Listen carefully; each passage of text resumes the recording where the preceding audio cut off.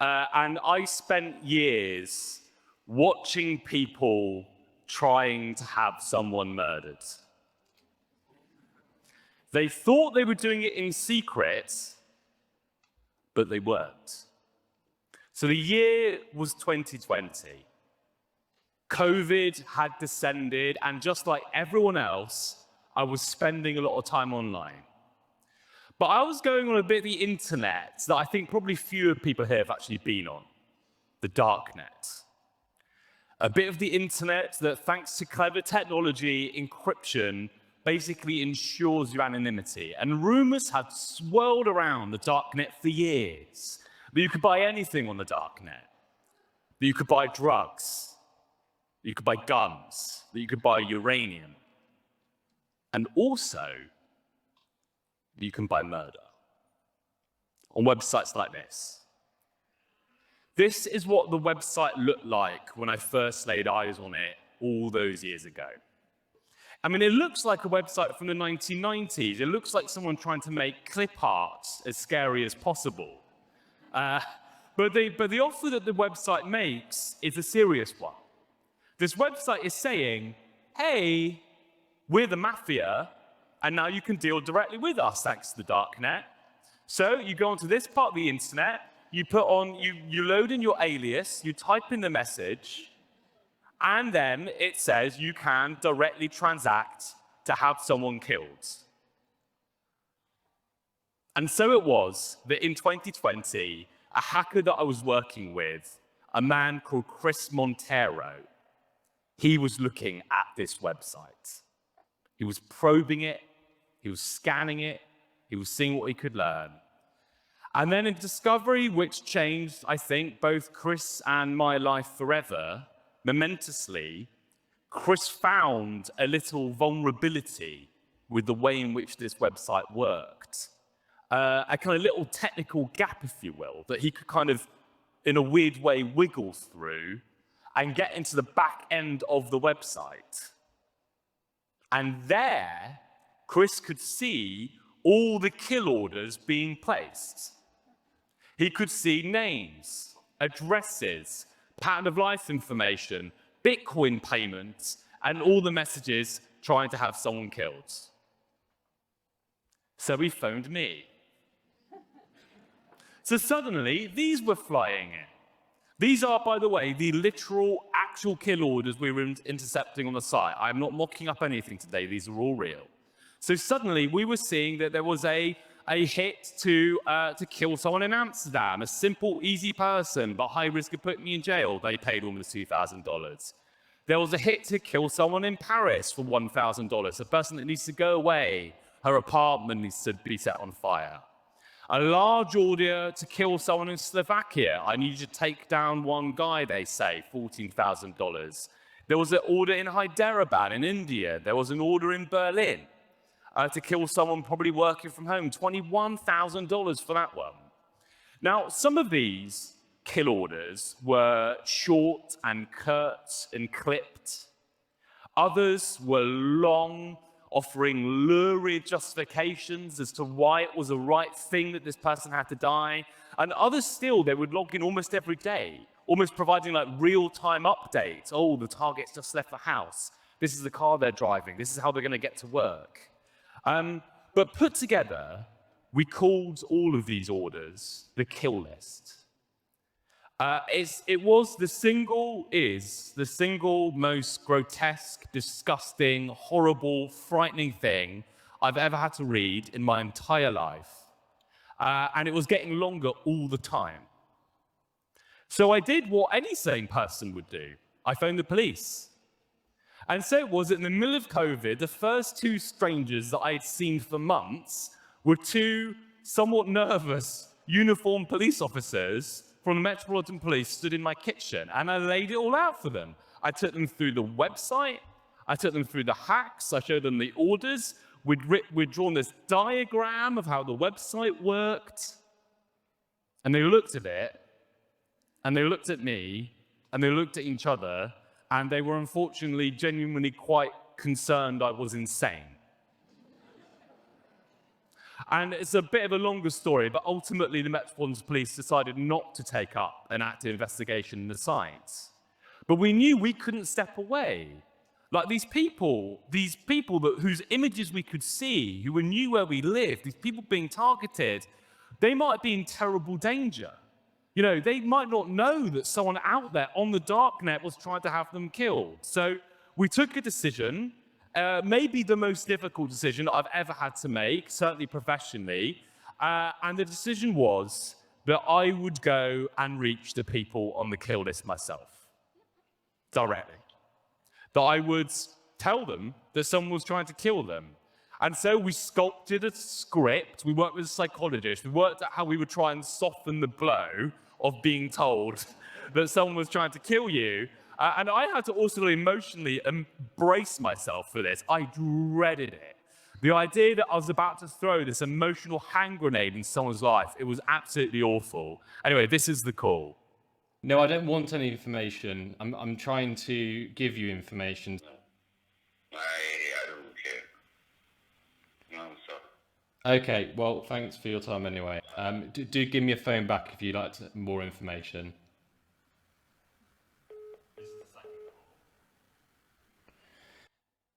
Would we be able to arrange a time to be able to talk to you at greater length about that? No, thank you.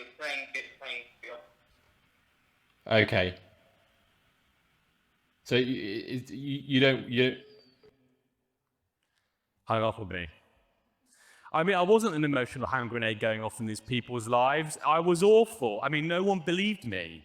You know, I spent a week, but the story was so unbelievably fantastical. Darknet assassins, you know, kill orders, that I just kept getting hung up on for a week.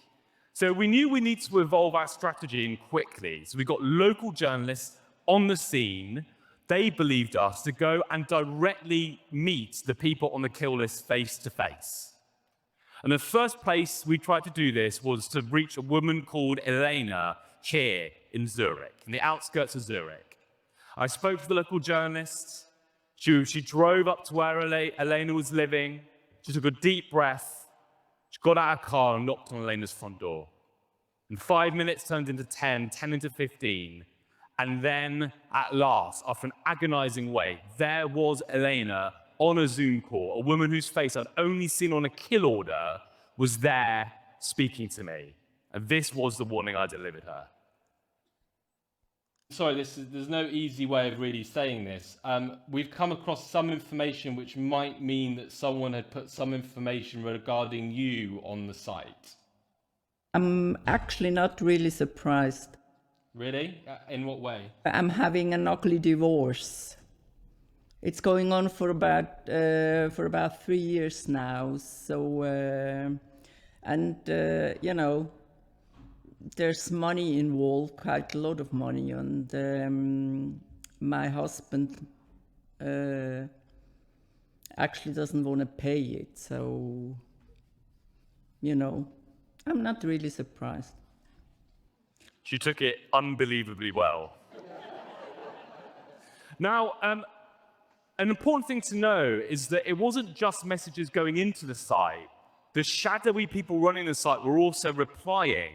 Some of these conversations would go back and forth for weeks or months, and we could read all of those as well. And what we realized when we were reading all of those was that if there were hitmen out there, these were the most incompetent hitmen on the face of the planet. Like, they kept losing their weapons, or they kept getting lost. It'd build up to the hit, and suddenly the target would be too well protected. They'd have to pull out, new teams have to come in, and every single time the price would go up. It became really obvious that there were no shadowy hitmen out there. The site had no interest in killing any of these people. They were just trying to extort as much money as they could from the people placing the orders. But the people placing the orders, they, of course, did not know that. They were deadly serious when they were trying to have these people killed. And nowhere was that lesson starker than actually with Elena herself. So after we spoke to the police, after we spoke to Elena, we spoke to the police. And sometime after that, the Swiss police did arrest her husband.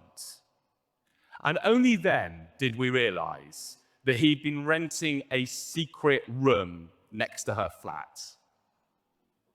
And in this room, there was a flip knife, a telescopic baton, a submachine gun, a Glock 9mm pistol, an AK-47, zip ties, a black bin bag, black rubber gloves, GPS trackers, lockpicks. That was a lesson to us if we needed it. The people writing these orders could be just as dangerous as any darknet hitman. So who are these people? Who are the people writing these orders? Who is paying $2,200 here for a 5'5" male with blue eyes to be killed? Who? This is who's doing it. She's Kelly Harper. Kelly Harper is a go-getter, hospital administrator, one-time college sweetheart of the target of the order who'd been locked with him in a bitter years-long custody battle that raged across the courts and the schools and the hospitals of Sun Prairie, Wisconsin. Who's paying $16,000 to have a couple removed, someone that they don't, quote, quite see eye to eye on something with, which sounds like the understatement of the absolute century. This is a man that's done that, Christopher Pence, 40-year-old Microsoft IT security technician, the biological father of 11 children, the adoptive father of 5 more children, a deeply religious man, actually, who from a large solitary house in a valley in Utah secretly plotted to have the biological parents of his 5 adoptive children killed. This order didn't want the target actually killed. This order wanted the target kidnapped and forcibly addicted to heroin. The order went by the darknet moniker SCAR-215, and they actually laid out a bonus structure. So an additional $10,000 to permanently withdraw court motions, an additional $10,000 to keep her mouth shut and tell no one. The husband does not know this is happening, writes the order. Any guesses? The husband definitely did know this was happening. This is the husband, Dr. Ronald Ilg, a neonatologist, a doctor, a man who ran a clinic for vulnerable women with addiction issues, a man who went from a poor rural upbringing in Oregon to a senior city clinician, and a man obsessed with controlling all the people in his life, especially the women. A man so devoid of contrition that after his conviction, he's been trying to sell the book rights to his life by describing it as 50 Shades of Grey on steroids. And it wasn't just here. This was a Sports Direct love triangle in Milton Keynes. This was a woman trying to kill her 2 parents in Canberra, Australia. We saw orders in Nevada, we saw orders in Tampa, we saw orders in Spain, we saw orders in Italy. We saw orders almost everywhere. Now, we started working in secret with the FBI, and we were passing all of our orders to the FBI. To give you a sense of the scale, over the years that we were doing this, we disclosed 175 paid-for kill orders around the world. 32 arrests so far, 28 convictions so far, around 180 years of prison time has been sentenced as a result of the investigation so far. There's probably more to come.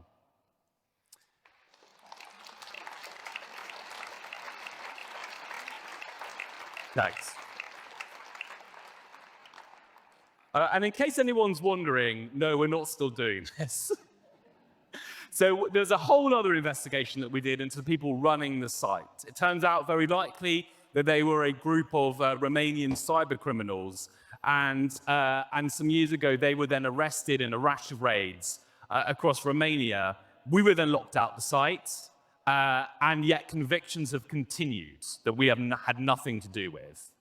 And that is the only reason I can stand on this stage today and tell you about any of this. This is, by the way, not a story I really thought I would ever be on a stage and able to tell anyone about. So it's a spectacular moment for me to be able to finally kind of talk to the world about what we were doing all those long years ago. But where are we left with? That's, I think, the final idea I want to leave us with. Like, what does all of this actually really mean? When I first started doing this, I thought the kinds of cases that we were going to be dealing with were going to be to do with maybe organized crime, big drug deals gone awry.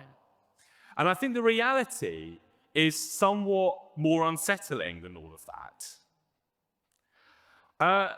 What this website seems to do, in the eyes of the orders at least, is to make taking out a hit on someone convenient and clean and safe and easy, whereas it was once difficult and dangerous and scary. It's essentially lowered the barriers to entry to ordering an assassination. And I think that that brings us face to face with something that is quite disconcerting. The people on this list, the kill list, and the people that put them there are normal people. The perpetrators are basically normal people. They have jobs, they have friends, they go about living their lives just like you and I.